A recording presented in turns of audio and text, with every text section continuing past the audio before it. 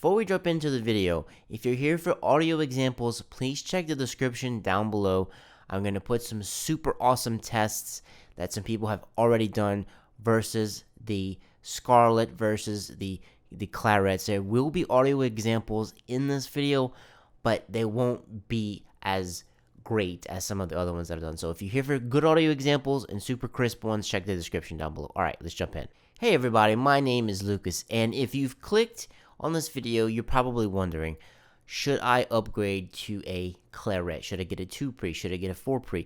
Well, I'm gonna go over my personal experience upgrading from a Scarlett 6i6 Gen 1 to a Clarett 4Pre. Guys, if this is your first time here or if you've been here before, make sure you are subscribed. I do tons of gear reviews, I do giveaways, I do lots of cool stuff, and I don't want you to miss any of that. So let's jump right in. So let me tell you a little bit of a story about why I decided to upgrade from a Focusrite first gen 6i6 to a Clarett 4Pre. So basically, my friend had a Sapphire Firewire interface. That is one of the older Focusrite interfaces. He upgraded to a PC. He was using it on Mac. Upgraded to PC, got a Firewire card, could not get it to work for anything. So he was looking for interfaces to upgrade to, and he was saying that how he hated the Scarletts. He said they sounded like trash and they were horrible. And I told him, I was like, I love my Scarlett. It served me well over the years. I've had mine since 2016. It's been great. Well, he sent me some videos that compared the Clarett to the Scarlett, and yeah, it bit me bad. Once I heard the difference between the two, I could not get it out of my head, and I ended up getting a 4Pre, which was really weird because I was not in the market for a new interface, but lo and behold, I ended up with one. Everything you're going to hear today, it's going to be from the 4Pre, well, my voice anyway, and we're going to hear a little bit of examples from 4Pre versus the 6i6. I ended up with the 4Pre. The reason I got the 4Pre and not the 2Pre is because I had some pretty specific needs. I needed a SPDIF port, and what SPDIF is it's basically like an RCA connection, and I use that for my Axe-Fx.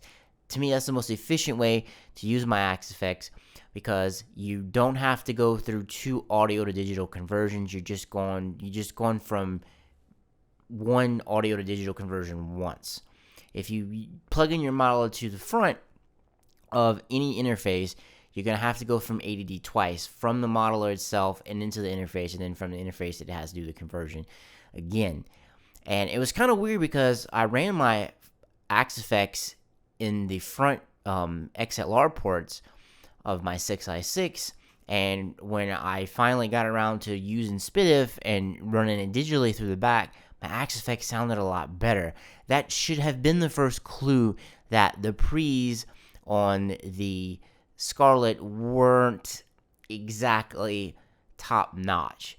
So since we're on that subject right now, I'm going to let you hear two audio examples. You're going to hear my voice on the 6i6, and then you're going to hear it on the 4Pre, and then you're also going to hear a guitar riff that I did using my Rev 100R amp, which is behind me there. I was plugged into the very front of both of the interfaces, and you're going to hear what that sounds like. Okay, so let's do the voice. Now, this is what it sounds like using the 6i6. I have the preamp for it. I'm using the second one. I have it pretty much around noon. It's a little bit past noon, but it's pretty much at noon. I did that like that so that I could leave myself some headroom, and I'm peaking at about -24 right now. When I say peaking, this is my normal voice, just talking like this in a nice comfortable tone, addressing the camera. I left myself that so I can have some headroom in case things get louder. See when I'm talking louder right there, it goes up to about -2. Now this is with the 6i6, and this is what it sounds like. Now we're going to see what it sounds like when we are using the Clarett 4Pre. And now this is what my voice sounds like when I'm recording it with the 4Pre. I have my mic plugged into input number 3, and I have the fader directly up at noon. Same way that it was on the 6i6. Now, hopefully, with recording on both of these interfaces, you can hear the difference between both of the preamps that are in it. I'm also going to put a bunch of good examples down below of some recordings on the Scarlett and some recordings on the 4Pre and some other tests so that you can see just how well the 4Pre stacks up against Scarletts and against other interfaces that you were thinking about checking out. And now let's hear the guitar riff.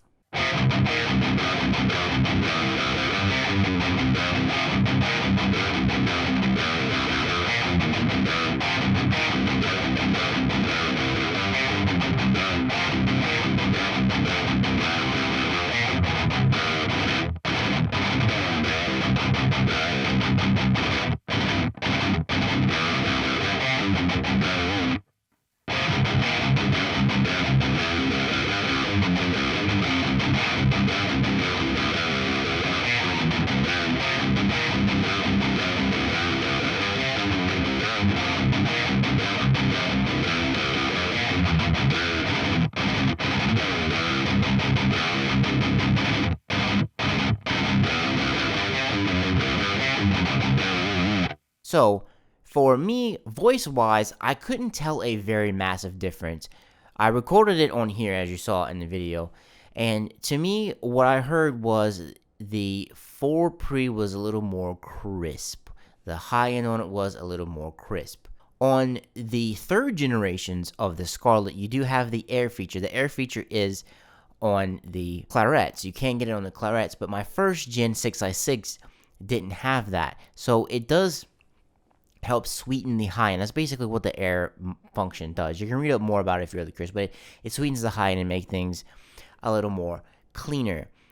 And I find that even on the guitar riff example, a lot of the same thing was going on. I could hear the high end a little better. It was a little bit more crisp, which is to be expected. Now, because the preamps in the Claretts are better. They're newer than the first gen Scarlett. The first gen Scarlett came out in 2013, and the pre's that are in the Claretts came out in 2018. So you have a really big gap there, and even the third gens versus the current Claretts, the Claretts still win. Now the Clarett is more expensive, but it is a better quality. It's a better quality of preamp, and that's one of the main reasons I upgrade. Like I said, this is my personal experience. After hearing those demos, to me it was like it opened my eyes, literally, and my ears, because I was like, am I leaving that much clarity on the table? And you can't actually fix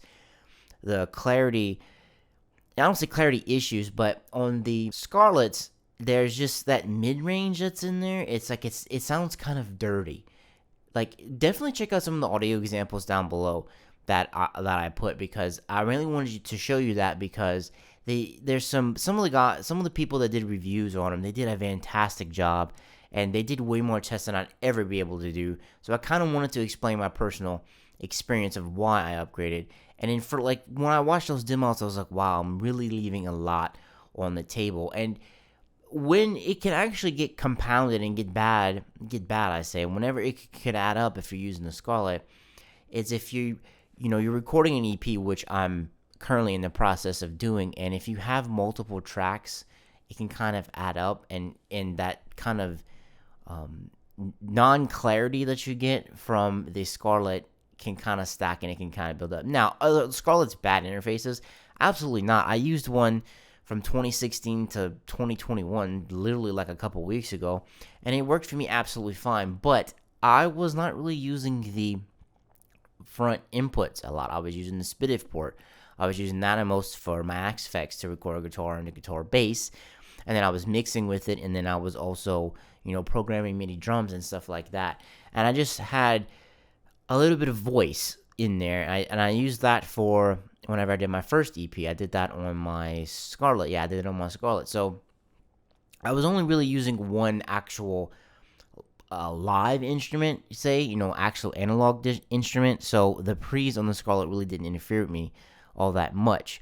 But where this can get out of hand and kind of muddy things up is if you're someone like me who's had like I don't say lower tier, but kind of like an entry level interface, which The 6i6 isn't necessarily entry level. It's kind of like right in the middle, because that's why I originally got the 6i6, because I wanted kind of more of an upper tier one and I needed SPDIF. So that's why I got it. And that's the exact same reason I ended up with the 4Pre, because I needed, once again, I needed SPDIF.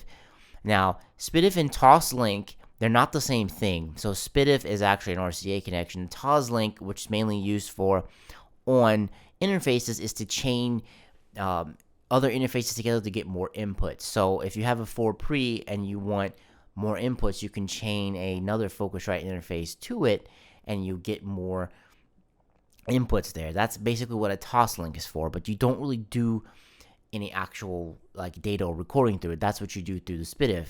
Sorry, I kind of went off on a tangent there, but that is why I ended up with the 4Pre. So basically, if you have a Scarlett and you're thinking about upgrading to the Clarett, and if you can afford it, I know they are expensive. I got a good deal on mine on eBay. I would implore you, if you absolutely want it brand new, definitely buy it brand new.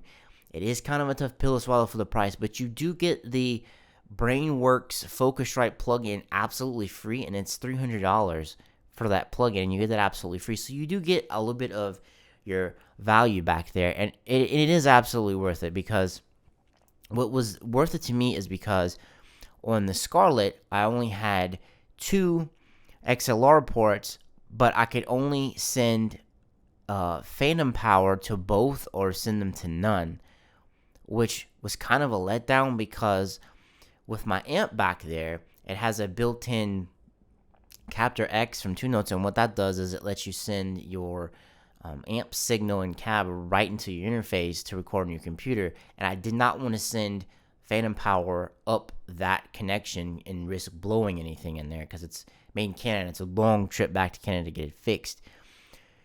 So I ended up putting my amp in the back of my 6i6, so that way I didn't like burn it up by accident. But with the 4Pre, I have 2 separate banks, and my 3rd and 4th plugins, I'm never going to use phantom power on there. So 1 and 2 are the ones that I'm going to use phantom power for. So it kind of helped me protect myself in a way, so I wouldn't burn anything up right there. And software-wise, the mix control for the 6i6 was pretty bad. It was very confusing to use. It was just really weird. I mean, I eventually got used to it because I had it for so long, but it was really bad. But in the 2nd and 3rd generation, Focusrite actually did something really cool, and they completely redid it. And the software that comes with the Claretts is called Focusrite Control. It's absolutely amazing. It's really easy to use. Things are very clear.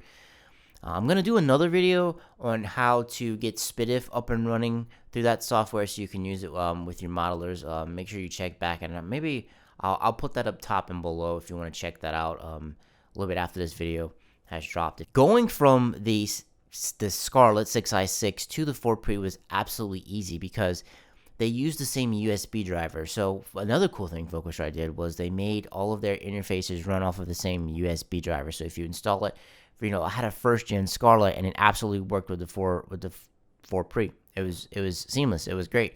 So my DAW had no issue recognizing the 4Pre. It was very easy to hook up. All I had to do was go in and install the Focusrite software, which I already forgot the name of it. The Focusrite Control. All I had to do was go and install that, and I could talk to the interface, and it was absolutely great. One little side note: if you're changing interfaces, always make sure, this is true for Focusrite, if you want to use your mic as the main communication device for Windows, that's what I'm using Windows, make sure you use 1 and 2 for those inputs, because I had my mic on number 3 and I was playing Warzone and my team couldn't hear me because my computer was looking for it from ports 1 and 2. So always make sure your mic that you want to communicate with for podcasting, for gaming, anything like that, make sure you put those in 1 and 2 if you're using it on Windows. That was a problem I ran into.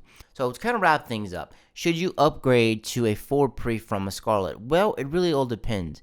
If you're never going to be using voice, basically, voice, never going to be recording anything with an actual mic per se. And if you're not going to be doing like a lot of clean things like acoustic guitar, violin, things of that nature, you may be absolutely fine using your Scarlett. And with the newer generations of Scarlett that have the air feature in them, they get very close to the Claretts. They get amazingly close with the air on it. It helps out a lot. But like someone like me who had an older one who didn't have that, I was kind of back into a corner. I could have kept my old Scarlett, but I just felt the need that I needed to get the 4Pre. And another cool thing about the 4Pres is the one that I bought is USB-C, so connecting on the back is very easy. You do need a separate power supply for the 4Pre because of just the amount of power requirements that it has. You can't really power it over USB-C, but you get a lot of goodies in the box. You get a USB-C cable, you get a USB-A to C cable. That's the one I had to end up using because my motherboard doesn't have a USB-C port. I thought it did, but it doesn't. But if you're using any type of desktop or laptop with a USB-C port, you can go C to C very easily. It's very easy to use, and that is another advantage over the Scarlett because the Scarlett uses USB-B on the back and then it goes to an A. So to wrap things up again, should you upgrade? It really depends. If you're doing a lot of clean things like violin, acoustic guitar, you're doing a lot of voice things, then you may want to consider upgrading. If you're recording drums, then yes, drums are very hard to record. If you're recording like live drums or even DIs, definitely don't do DIs with a Scarlett. The Scarlett is very bad when it comes to DIs. Definitely need to upgrade. But if you're only going to be doing like a lot of virtual instruments, using modelers, not using the mic as much, if you're using SPDIF, then the Scarlett may be fine for you. You may be able to get away with it. But like I said, the newer generations of the Scarlett do have that air feature, and it comes very close to the Scarlett. But if you're like me, if you was on a Gen 1, you may want to kind of consider upgrading, even to a newer generation of Scarlett. That may help you out and help you get some better sounds. Alright guys, that is why I upgraded to a Clarett from a Scarlett. Guys, if you've upgraded, let me know in the comments down below. Do you regret the upgrade? Are you glad that you did upgrade? Guys, if you like this video, please give me a thumbs up. It would be greatly appreciated. Thank you so much for sticking around and watching this video. I hope to help some of you who had some questions if you should upgrade. I'm very happy with my upgrade. Everything has been fantastic so far. It makes my workflow a lot easier, and it's less stress on the brain, and less stress is always a good thing. Alright guys, thank you so much for checking out this video all the way to the end. I really do appreciate it, and I'll check you in the next one. Peace.